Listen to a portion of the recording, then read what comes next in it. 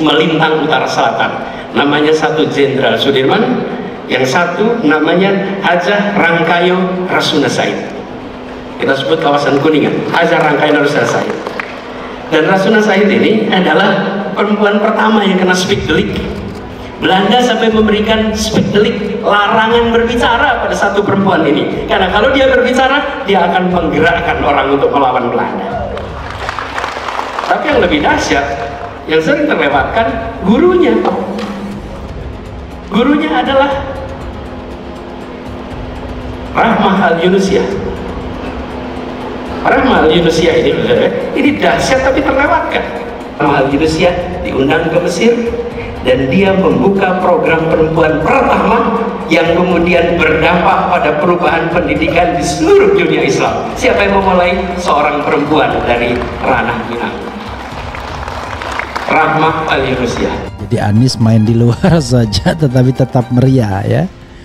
Dan memang ini agak aneh juga, karena yang begini ini kan pasti sudah ada izin, persiapan dan lain sebagainya.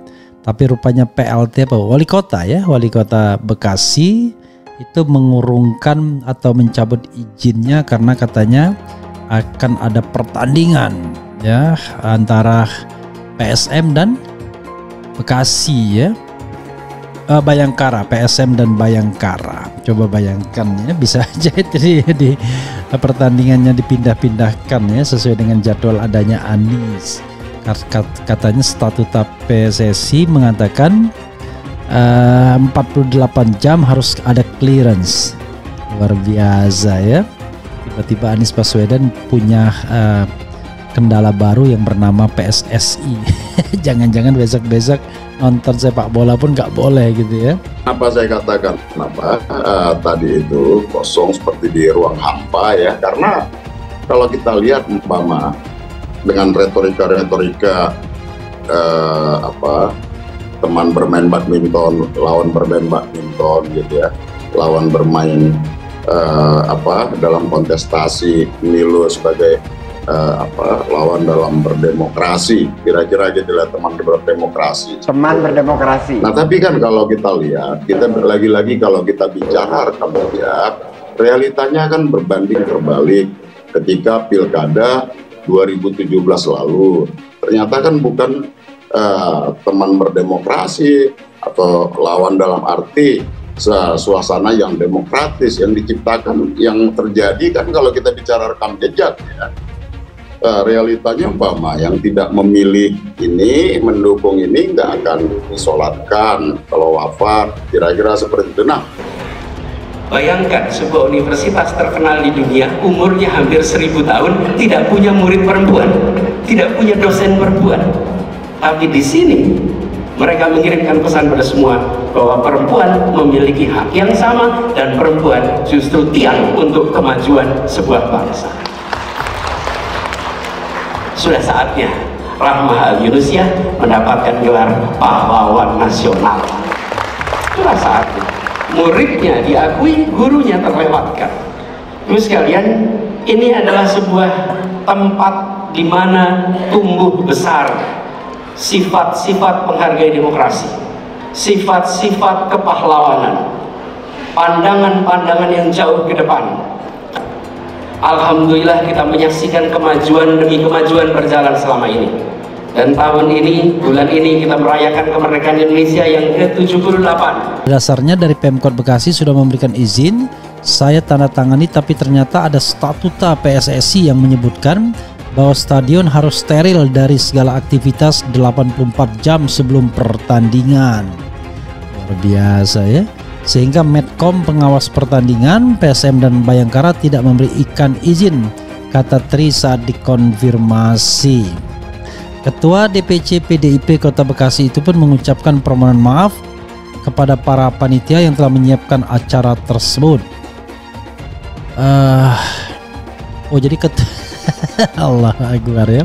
Jadi dia ketua DPC PDIP Kota Bekasi apa gitu ya. Sementara itu, Kepala Dinas Pemuda dan Olahraga Dispora Kota Bekasi, Ahmad Zarkasi, mengatakan berkaitan dengan hal tersebut, pihaknya telah memberikan alternatif tempat lain untuk PKS menggelar acara tersebut. Untuk alternatif sudah diarahkan ke multiguna dan sudah kita buatkan suratnya. Ini kan melahirkan trauma di masyarakat gitu. Ketika kita bicara rekam jejak, bagaimana apa yang disampaikan dalam konteks pidato berbanding terbalik dengan realita dan rekam jejak tadi. Nah itu yang saya sampaikan, bahwa ya pidato itu yang nggak ubahnya membaca artikel dan mengawang-awang, tidak seperti dalam realita indahnya pidato tadi. Seperti itu. Di hadapan ribuan simpatisan PKS Jabar, Anies Baswedan janjikan 4 perubahan. Dikutip di Bandung, bakal calon presiden baca pres dari Koalisi Perubahan untuk Persatuan, Anies Baswedan menyampaikan 4 janji perubahan saat safari di kota Bandung. Anies menilai 4 sektor yang disinggungnya harus dilakukan perubahan segera. Keempat janji perubahan itu disampaikan Anies Baswedan dalam acara Jalan Sehat bersama PKS dan relawan Anies se-Jawa Barat di lapangan Tegalega, Kota Bandung, Sabtu 5 Agustus. Anies mengaku bersyukur kegiatan ini dihadiri oleh ribuan orang. Hal tersebut menggambarkan semangat untuk menyongsong Indonesia yang lebih maju dan adil di masa depan. Alhamdulillah pagi ini kita kumpul untuk kirimkan pesan bahwa di Jabar sedang bergerak dengan rapi barisan untuk mendorong perubahan untuk keadilan bagi Indonesia, kata Anies. Mantan Gubernur DKI Jakarta ini mengungkapkan rakyat saat ini ingin masalah dan kekhawatiran yang ada bisa diselesaikan bersama. Oleh karenanya ada 4 sektor yang menjadi prioritas untuk dilakukan perubahan segera. Pertama, harga kebutuhan pokok yang mahal berubah menjadi terjangkau. Kedua, biaya kesehatan mahal menjadi lebih terjangkau dan negara hadir memastikan rakyatnya bisa sembuh dengan baik, ujar Anies. Ketiga, lanjut Anies, problematika lapangan pekerjaan bagi penduduk usia produktif menjadi hal yang harus segera diberikan solusinya. Apalagi Indonesia akan memiliki bonus demografi pada 2020 hingga 2030. Kemudian banyak anak muda lulus sekolah dan kuliah tapi sulit cari kerja. Sulit lapangan pekerjaan diubah dan disiapkan lapangan pekerjaan, sehingga mereka yang sudah sekolah dapat bekerja dan memiliki kesempatan untuk sejahtera, ucapnya. Untuk menyiapkannya, lanjut Anies, diperlukan pendidikan yang berkualitas dan tuntas yang menjadi sektor keempat yang akan diprioritaskan oleh Anies. Ketika anak lahir, ayah ibunya ingin mereka tumbuh besar dan mendapat pendidikan dengan baik. Tapi ketika bangku sekolahnya tak cukup, jumlah bangku per tingkat pendidikan tak sama. Ini yang akan diubah dan pendidikan menjadi prioritas utama. Menghadirkan pendidikan yang berkualitas hingga tuntas, tuturnya. Anies menambahkan perubahan yang sedang diperjuangkan ini bukan sekedar mengganti orang yang ada di pemerintahan maupun di legislatif, melainkan adanya perubahan keadilan bagi Indonesia. Perubahan yang kita usung bukan tentang orang, tapi perubahan kebijakan. Kita ingin Indonesia adil yang memberi kesempatan bagi semua. Maka dari itu kita harus memenangkan baik itu di pilpresnya maupun pileknya, tandasnya.